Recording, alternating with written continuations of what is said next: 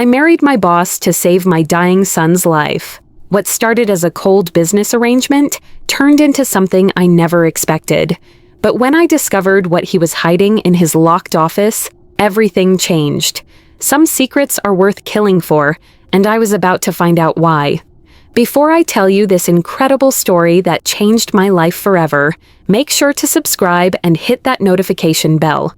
Trust me, you won't want to miss what happens next. And stick around until the end, because the twist will leave you speechless. My name is Anna, and 3 years ago, I was drowning. Not literally, but financially, emotionally, and spiritually. I was a single mother working as an executive assistant for one of the coldest men I'd ever met. Brandon Cole was the kind of boss who never smiled, never asked about your weekend, and expected perfection without ever saying thank you. But his company paid well, and I desperately needed every penny. You see, my 8-year-old son, Tommy, had been diagnosed with a rare heart condition called restrictive cardiomyopathy. The doctors explained it in terms I'll never forget. His heart was slowly turning to stone. The only hope was an experimental treatment that cost $500,000, and our insurance company had denied coverage 3 times. I'd appealed, begged, and even tried crowdfunding, but we were still hundreds of thousands of dollars short. Every night, I'd watch Tommy sleep, listening to his labored breathing, knowing that each day brought us closer to losing him. The medical bills were piling up faster than I could pay them, and I was working 16-hour days just to keep our heads above water. I'd sold everything of value we owned, moved us into a tiny apartment, and was surviving on hope and caffeine. That Tuesday morning started like any other. I arrived at the office at 7 sharp, made Brandon's coffee exactly how he liked it, black, no sugar, temperature precisely 160 degrees, and began organizing his schedule. He was in back-to-back meetings all day, preparing for a major acquisition that would make him even wealthier than he already was. Around 3 in the afternoon, my phone rang. It was Dr. Williams from the Children's Hospital, and I knew from his tone that this wasn't good news. Tommy had taken a turn for the worse during his checkup. His heart function had declined significantly, and we were out of time. If we couldn't get him into the experimental program within the next month, we would lose him. I tried to keep my voice steady, but I was falling apart inside. The doctor was explaining payment options and timelines, but all I could hear was the sound of my world crashing down. I stepped outside Brandon's office to take the call, thinking I was being discreet, but apparently I wasn't quiet enough. When I hung up, I sat in my chair and put my head in my hands. For the first time in months, I let myself cry at work. I couldn't hold it together anymore. My son was dying, and there was nothing I could do to save him. "Anna!" Brandon's voice startled me. I looked up to see him standing in his doorway, his usual stern expression replaced by something I'd never seen before, concern. "Come into my office." I wiped my tears and followed him, expecting to be reprimanded for taking personal calls during work hours. Instead, he gestured for me to sit in the chair across from his massive oak desk. "How much do you need?" he asked without preamble. I stared at him, confused. "I'm sorry?" "For your son's treatment. How much money do you need?" I couldn't believe what I was hearing. Brandon Cole, the man who'd never shown an ounce of human emotion in the 2 years I'd worked for him, was asking about Tommy's medical bills. $500,000, I whispered, feeling ashamed of the enormous sum. He nodded as if I'd told him the price of lunch. "I have a proposition for you." What came next was the last thing I expected. Brandon explained that he needed a wife, not for love or companionship, but for legal and business reasons. There were tax benefits, estate planning advantages, and some international contracts that favored married executives. He proposed a marriage of convenience. 1 year, separate lives, no emotional involvement whatsoever. In exchange, I would receive full health insurance coverage for both Tommy and myself, plus a substantial salary increase that would cover all our living expenses. Tommy would get his treatment, and I would get the financial security I desperately needed. "Think of it as a business arrangement," he said in his usual cold tone. "Nothing more, nothing less." I should have been offended. I should have walked out and found another job. But when you're watching your child die, pride becomes a luxury you can't afford. I asked for 24 hours to think about it, but we both knew I didn't really have a choice. The next evening, I signed the marriage contract in Brandon's lawyer's office. It was the strangest prenuptial agreement you could imagine, more like a business merger than a wedding arrangement. We would live in the same house but maintain separate bedrooms. We would attend social functions together when necessary, but otherwise lead completely independent lives. After 1 year, we would divorce quietly and go our separate ways. 3 days later, we had a civil ceremony at City Hall with just his lawyer and my sister as witnesses. There were no flowers, no music, no celebration, just two people making a deal to get what they needed. Moving into Brandon's mansion was like stepping into a different world. The house was enormous, with rooms I didn't even know the purpose of, but it felt more like a museum than a home. Everything was perfectly arranged and spotlessly clean, but there was no warmth anywhere. Brandon showed me to my room, a beautiful suite on the second floor with its own bathroom and sitting area. Tommy's room was right next to mine, decorated with superhero themes that I certainly hadn't mentioned to Brandon.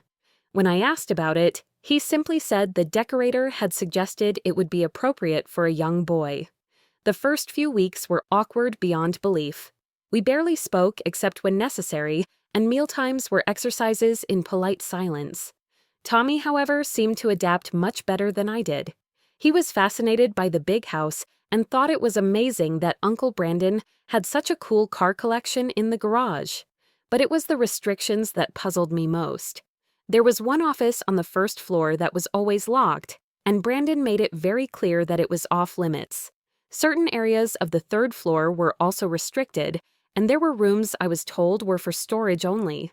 The housekeeper, Mrs. Peterson, had been with Brandon for years, but even she seemed to tiptoe around these mysterious spaces.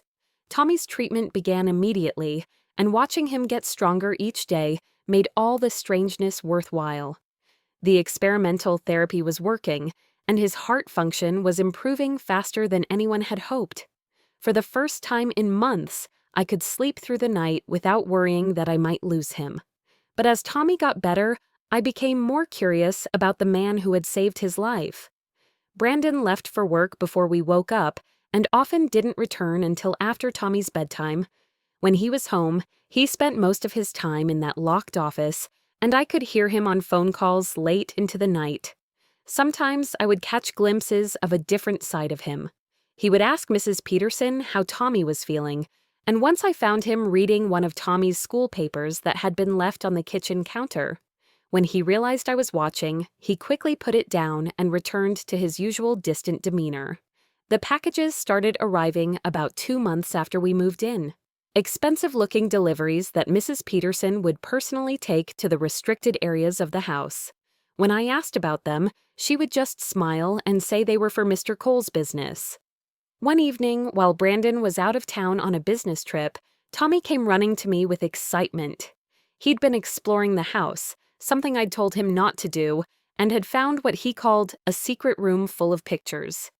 My heart sank. "Tommy, you know you're not supposed to go into Uncle Brandon's private areas. But Mom, you have to see this. There are pictures of kids just like me." Against my better judgment, curiosity got the better of me. Tommy led me to a door on the third floor that was usually locked, but had somehow been left open. Inside was a small office filled with medical journals, research papers, and dozens of photographs of children. As I looked closer, I realized these weren't just random pictures. These were medical photographs of children with heart conditions. There were files everywhere, correspondence with doctors and researchers around the world, and financial records showing massive donations to pediatric cardiac research facilities. This wasn't just a business office. This was the headquarters of some kind of medical foundation. But why would Brandon keep this secret? And why were there so many pictures of sick children? I quickly gathered Tommy and left the room, making sure to close the door behind us. But I couldn't stop thinking about what I'd seen. That night, I lay awake wondering what other secrets Brandon was hiding. The answer came 3 weeks later in the most unexpected way.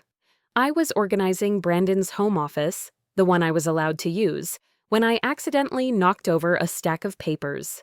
As I bent to pick them up, I saw something that made my blood run cold. It was a medical file with a photograph of a young boy who looked remarkably similar to Tommy. The name on the file was Michael Cole, and the date of death was 5 years earlier. This child had... Everything suddenly made sense. The locked office, the medical research, the way Brandon had known exactly what Tommy needed without me having to explain the condition. Michael had been his son. But if Michael was his son, then where was Michael's mother? And why had Brandon never mentioned having a family? I couldn't concentrate on anything for the rest of the week. Every time I looked at Brandon, I saw a man carrying an unimaginable grief. No wonder he was so cold and distant. He was protecting himself from ever experiencing that kind of loss again. The truth came out on a rainy Thursday evening when Brandon came home earlier than usual and found me crying in the kitchen. Tommy was upstairs doing homework, and I was overwhelmed by the weight of everything I'd discovered. "Anna, what's wrong?" He actually sounded concerned, which was so unusual that it made me cry harder. "I know about Michael," I said quietly. The change in his expression was immediate. All the carefully constructed walls came crashing down, and for the first time since I'd known him, Brandon Cole looked completely vulnerable. He sat down across from me and began to tell me a story I never could have imagined. Michael had been his younger brother, not his son. Brandon had raised him after their parents died in a car accident when Michael was just 3 years old. For 15 years, Brandon had been both brother and father to the boy, and they'd been inseparable. When Michael was diagnosed with restrictive cardiomyopathy at age 16, Brandon had moved heaven and earth trying to save him. He'd spent millions on experimental treatments, flown to specialists around the world, and funded research programs at 3 different universities. But in the end, none of it had been enough. After Michael died, Brandon had been consumed with guilt and grief. He'd thrown himself into his business and vowed never to get close to anyone again. But he couldn't stop funding the research. Every year, he'd quietly donated millions to pediatric cardiac research programs, hoping that other families wouldn't have to go through what he'd experienced. "When I heard your phone call that day," he said, his voice barely above a whisper, "it was like hearing my own desperate pleas from years ago. I couldn't let another child die from the same thing that killed Michael." "But why did you need to marry me?" I asked. "You could have just paid for Tommy's treatment." Brandon explained that his lawyers had advised him that making large personal donations to individual families could create legal complications and tax issues. By marrying me and making me his legal dependent, he could provide Tommy's care through his health insurance and family foundation without any legal problems. I also knew that if you understood what I was really doing, you might feel obligated to stay married out of gratitude, and I didn't want that. I wanted you to be able to make your own choice about our future without feeling trapped by my grief. As he spoke, I realized that everything I'd thought about Brandon had been wrong. He wasn't cold and heartless. He was a man who had loved so deeply that losing that love had nearly destroyed him. The locked rooms, the secretive phone calls, the mysterious packages, they were all part of his ongoing mission to honor his brother's memory by helping other children survive. The experimental treatment that was saving Tommy's life had been developed with funding from Brandon's foundation. The pictures I'd found weren't random sick children, they were success stories, kids who had beaten the same condition that had killed Michael. Over the following weeks, our relationship began to change in ways neither of us had expected. Brandon started coming home earlier and would sit with Tommy while he did homework. Tommy adored him and would tell him elaborate stories about his day at school. Sometimes I would find them in the living room, Brandon reading to Tommy or helping him build elaborate structures with blocks. For the first time since Michael's death, Brandon was allowing himself to care about a child again. And for the first time since my divorce, I was seeing what it might be like to have a true partner in raising my son. But I was terrified. Our marriage contract had an expiration date, and I was falling in love with a man who had made it very clear that our arrangement was temporary. I'd seen how devastated he'd been by losing Michael, and I couldn't bear the thought of him going through that kind of loss again if something happened to Tommy. The turning point came on Tommy's 9th birthday. Brandon had insisted on throwing him a party, and our small backyard was filled with Tommy's classmates and their families. Watching Brandon help Tommy blow out his candles, I realized that he wasn't just helping my son celebrate, he was healing. That evening, after all the guests had gone home and Tommy was asleep, Brandon and I sat on the back porch talking. For the first time, we weren't discussing logistics or schedules. We were actually having a real conversation about our hopes, our fears, and our dreams for the future. "I never thought I'd be able to love another child," Brandon admitted. "After Michael died, I was certain that part of my heart was gone forever. But Tommy has taught me that the heart doesn't have a limited capacity for love. It just grows bigger to accommodate everyone who needs a place there." "What does that mean for us?" I asked, afraid to hope for too much. "It means that our marriage contract expires in 6 weeks, and I don't want you to leave unless that's what you really want. Not because you're grateful, not because it's convenient, but because you want to build something real with me." I'd been so focused on protecting myself from disappointment that I hadn't realized Brandon was just as scared as I was. We'd both been hurt by loss and betrayal, and we'd both been hiding behind the safety of our business arrangement. The next morning, I woke up to find Tommy and Brandon making breakfast together. Tommy was standing on a step stool, carefully flipping pancakes while Brandon guided his hands. They were both covered in flour and laughing at some private joke. "Mom," Tommy called when he saw me, "Uncle Brandon is teaching me how to make heart-shaped pancakes. He says they're good for people with strong hearts like mine." As I watched them together, I realized that somewhere along the way, we'd stopped being 3 separate people living in the same house and had become something I'd never dared to hope for: a family.